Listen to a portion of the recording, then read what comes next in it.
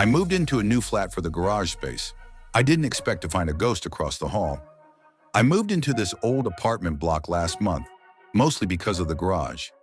I'm a biker, Suzuki SV 650, 2019 blacked out. And finding a place in the city with a private, secure space for my ride is basically a miracle. The flat itself? Kind of vintage in the never renovated sense. Creaky floors, weirdly high ceilings, and wallpaper that smells like it's seen some stuff. The neighbors are chill though. A retired couple below me, a uni student across the hall who always smells like weed and instant noodles.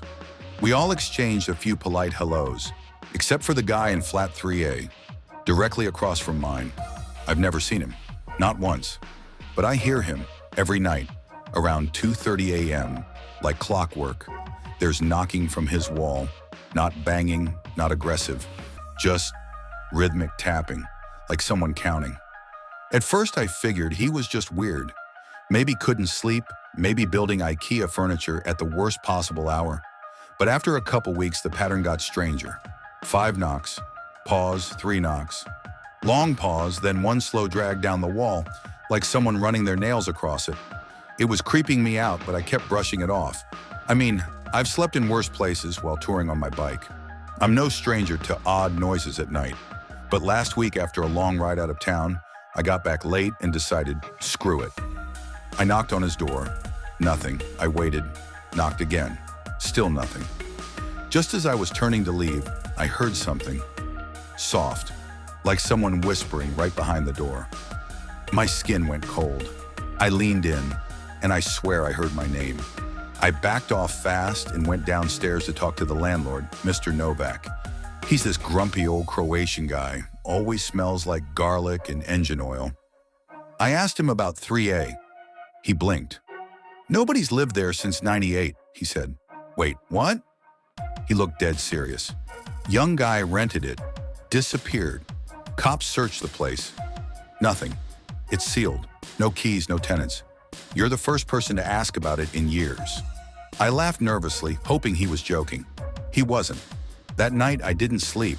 And then, last night, I woke up at 2:37 a.m. to the usual knocks. But this time, they weren't coming from the hallway wall. They were coming from my wardrobe. I stared at it for what felt like hours. 5 knocks, pause, 3 knocks, then the slow, dragging scratch across the inside of the door. I haven't opened it. My bike keys are in there, and I need to ride in the morning. Update. The knocking from my wardrobe wasn't the worst part. It took me over an hour to open the damn thing. Not because it was locked. It wasn't. Just, I couldn't make myself do it. I sat there on the edge of the bed like a coward, staring at the cheap wooden doors, waiting for something, anything, to happen. Nothing did. The knocking stopped after that final drag. No whispering, no shaking handles, no blood dripping from the ceiling, or whatever Reddit horror stories usually have. Just silence, which honestly felt worse. Eventually, I forced myself to open it. Empty. No secret tunnel, no ghoul crouching under my leathers, no possessed doll balancing on my helmet. Just my jackets, gear, and the faint smell of engine oil and something else, like old paper and mildew. I grabbed my bike keys and left, rode aimlessly until the sun came up. No destination, just me and the road, trying to forget the absolute wrongness of last night. I didn't even wear a helmet. I know, stupid, but the wind helped clear my head. When I got back, something was taped to my door. A note, handwritten in all caps pencil, "Don't knock back." That's it. No name, no signature, just those 3 words on yellowed, creased paper. Looked like it had been torn from a decades-old notepad, like something from a drawer that hadn't been opened since dial-up internet. I asked my neighbors about it. The stoner across the hall looked confused, and the old couple downstairs just gave me a weird look like they didn't want to get involved. I went to Novak again. He swore no one else has a key to my unit. Maybe it's a prank, he muttered, clearly not wanting to talk. Ghosts don't write notes. I laughed. He didn't. That night I barricaded the wardrobe. Heavy chair, tool bag in front, even wedged a wrench in the handles like some discount exorcist. 2:30 a.m. No knocking. I thought maybe, just maybe, whatever it was had given up. I almost let myself feel relief.